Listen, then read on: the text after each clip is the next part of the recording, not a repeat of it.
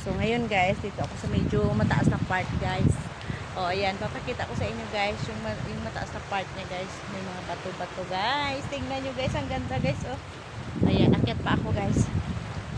Wow! Diba? Ang ganda guys.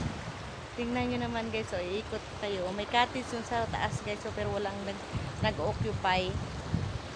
Kasi konti lang naman yung mga tao dito ngayon guys. Kasi sa tingin ko, hindi pa talaga ito fully developed na beach resort. Kasi ano pa siya guys, konti lang yung mga cottages. Tapos yung parang simple lang na cottages yung mga nakalagay dito guys.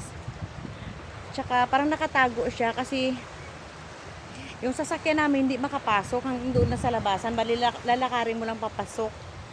Kasi maliit yung daanan guys. So ayan. Tingnan nyo guys. Ayan. May isla doon sa gitna guys. Oh. Kung titingnan mo habang nagbi-video ako guys, malapit lang. Pero sa impersonal, medyo malayo din yan guys.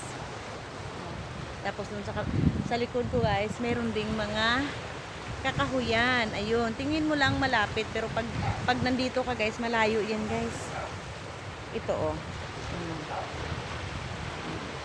So, thank you guys for watching my videos. Bye!